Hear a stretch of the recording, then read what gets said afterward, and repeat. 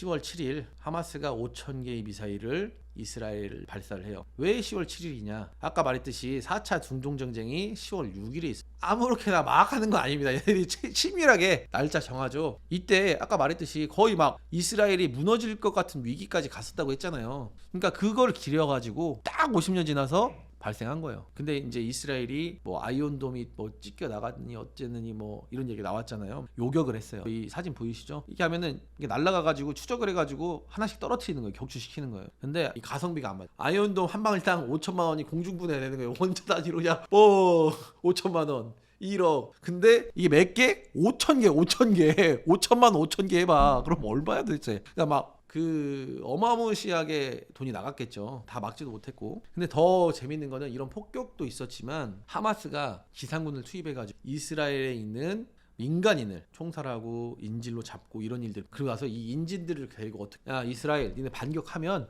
인질들을 죽이겠어. 근데 실제로 죽였죠. SNS도 막 뜨고 막 어린이들까지 죽이는 장면 많이 나왔어요. 그럼에도 불구하고 이 전쟁이 멈출 기미가 안 보이죠. 근데 이스라엘은 가만히 있어. 다른 중동 국가들의 반응도 좀 봐야 돼요. 아까 맨 처음에 헤즈볼라의 하마스 지지 선언이 있었다고 했죠. 자, 요것도 답답한 상황인데, 자, 이스라엘이 왜 성지냐? 유대교 입장. 아까 아브라함 말씀했죠. 아브라함을 시험하기 너희 아들을 하나님께 뒤에 또 얘기를 할 텐데 해가지고 했던 예루살렘입니다. 예수님이 어디서 십자가에 못 박혀 죽으셨죠? 예루살렘입니다. 자, 그러면 마지막으로 이슬람은 어떤 일이 있었을까요? 마지막 선지자인 무함마드가 알-아크사 모삭 황금 바위돔 여기서 하늘나라로 오르십니다. 자, 이게 이 세 개가 예루살렘이 다 있었다는 게 이게 굉장히 신성한 도시긴 한가 봐요. 근데 무슨 일이 있었냐? 이 정상화하라. 이게 무슨 말이냐면 가끔씩 그 젊은이들이 혈기에 못 잊어가지고 이 또라이집 사는 사람 저번에 뭐 국제적인으로 유명한 흔들바위를 청년들이 밀어서 떨어뜨렸다 뭐 이런 사건 들어보셨을 거예요. 자기네들한테는 장난이지만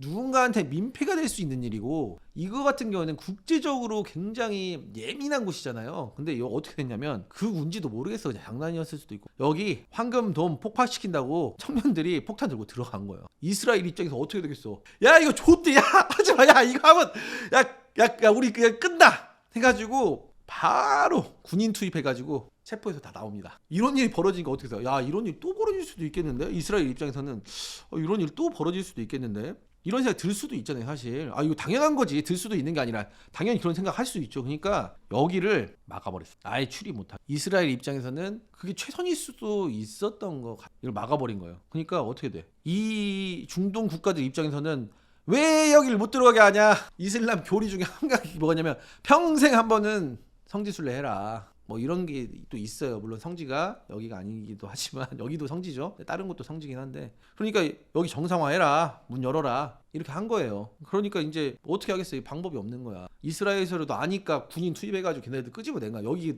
자칫하면은 여기 진짜 폭파되면 난리 나는 거야 진짜. 3차 세계대전 일어나는 겁니다. 그 정도인데 이렇게 된 거고. 그러다 보니까 중동 국가들이 전반적으로 하마스를 가능성이 있고 또 뭐 이란 배후설이 있고 또 서구 국가들이 이스라엘을 지지하긴 하는데 미국 항모가 지금 아까 말했던 중에 앞바다에 주차했다. 확산 전쟁하기 위해서 했다 뭐 이런 게 있는데 이스라엘과 전쟁한 나라. 자 여기 보이시죠? 이렇게 분탕질 해놨는데 자 이거 보이시죠?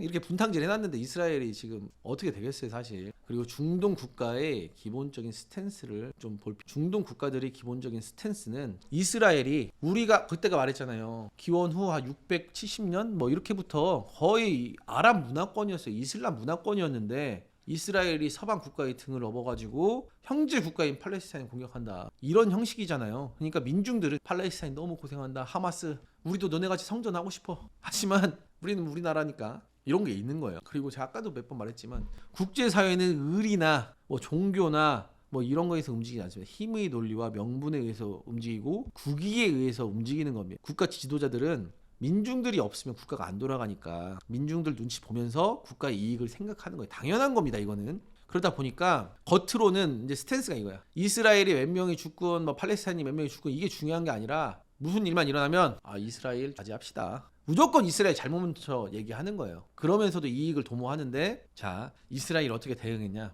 사실 이 얘기가 되게 많은 게 뭐냐면, 이스라엘이 가자지구 박살 내려고 했으면 이 6천 발이 아니라 몇천 발 더 발사해가지고 완전 박살 낼 수 있었다. 하지만 그러면은 이제 너무 이제 국제전으로 확산될 수도 있으니까 얘네가 5천 발 쐈으니까 우린 6천 발 쏜 거예요. 근데 6천 발이 얘네가 쏜 6천 발이 5천 발보다 몇 배나 더 강한 미사일이나 폭탄이었겠죠. 그래서 12,600채의 가옥이 이미 30만 명의 난민이, 사진 보이시죠? 한 지역이 그냥 박살 난 거예요. 건물들 보니까 보이시죠? 여기 건물들은 좀 멀쩡하죠. 여기가 박살 났어. 여기가 어디였냐? 주요 타격 군사 시설이라든지 병원이라든지 뭐 이렇게 상징성이 있거나 군사적으로 유효한 곳들을 격을 정밀하게. 그래서 북가자 지구를 떠나라.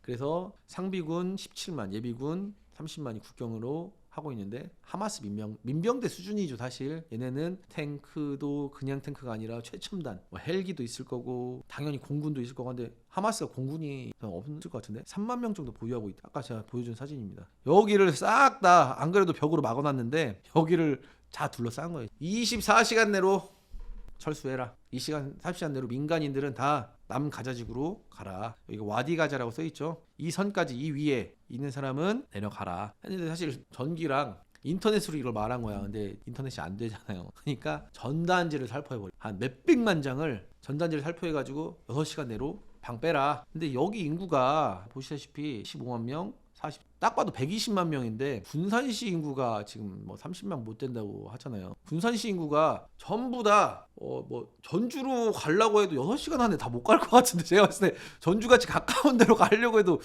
6시간 안에 못 갈 것 같은데, 그냥 죽으라는 얘기 같은데, 제가 봤을 때는 120만 명이 갈 수 있을까요? 현실적으로 보시자고요. 120만 명이면 대구 인구쯤 되나? 대구 인구 전부를 6시간 만에 대전으로 가라. 이게 말이 돼. 아무튼 그렇게 압박을 하고 있어요. 근데 이제 여기 아까 말했듯이 시나이 반도 이 라파 검문소, 여기에 지금 분명히 북가자 지역에서 뺐다고 치자고. 그럼 여기에 이제 막 바글바글 있을 거 아니에요. 인구 밀도에 여기가 지금 레드얼렛입니다. 지금 보시면 여기가 엄청 많이 살죠. 여기 레드얼렛이에요. 이미 레드얼렛인데 여기 사람들이 더 몰린다고 치면 지금 여기 나가자고 하는데 봉쇄됐다는 얘기도 있고, 이집트 입장에서는 아니 인도적인 차원에서 봉쇄는 하지 않았어. 하지만 허가된 사람만 할 수 있다. 난민은 받아들일 수 없다. 이런 입장이에요. 지금 막아놨다는 얘기도 있고, 두꺼운 철문으로 그냥 다시 박아놨다는 얘기도 있고. 기자가 그러면은 저는 기자잖아요. 취재 한번 할게요. 했는데 안 돼. 오지 마. 해가지고 지금 제가 사진을 검색했는데 옛날 거밖에 옛날 그 검문소 사진밖에 없습니다. 지금 굉장히 심각한 상황이죠. 과연 어떻게 될지 진짜 지상군을 투입해서 잘 모르겠어요. 근데 왜냐면 전쟁을 과연 끝낼 수가 있을까? 중요한 문제죠. 가자 지구 내에 200만 명이 살아요. 200만 명. 이 200만 명을 다 죽이지 않으면 과연 이 하마스에게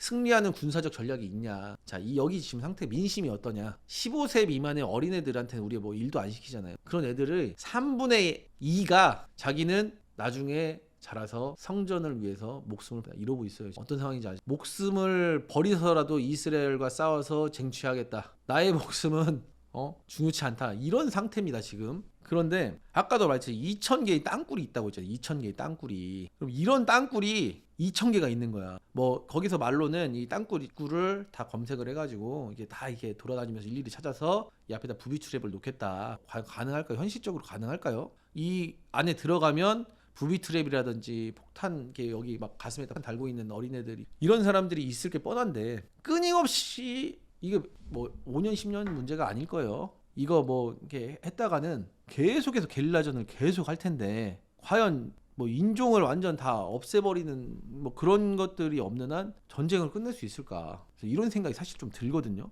이미 과거에도 한번 이 가자 지역을 점령을 한 적이 있어요. 네, 실패했죠. 하마스가 갈 때 왜 못 막았어? 하마스가 가자 지역을 점령할 때 왜 못 막았을까요? 다 이유가 있겠죠. 미국도 베트남을 상대로 이런 게릴라전 때문에 엄청 고생했죠. 그래서 자, 베트남 전쟁 미국이 이겼습니까? 미국이 이겼다고 말할 수 없는 전쟁입니다. 실제로 2차 세계대전 이후에 미국이 화끈하게 이긴 전쟁이 없어. 더 이상 전쟁 양상이 그렇게 되지 않거든. 옛날에는 과거의 전쟁은 수도를 점령하거나 뭘 해서 협상을 맺으면 끝나는 전쟁이었는데, 지금은 이게 종교랑 이런 갈등과 증오와 이런 것들이 섞여 있어 죽을 때까지 저항하잖아요. 죽을 때까지. 우리 민종이 전원 다 죽을 때까지 불사하겠다. 그래서 아프간에서 철수한 거 아닙니까? 군사력과 경제력만 낭비하고 이런 미국도 포기했는데 과연 하마스와의 전쟁을 끝낼 수 있을까? 이런 생각이 들고요.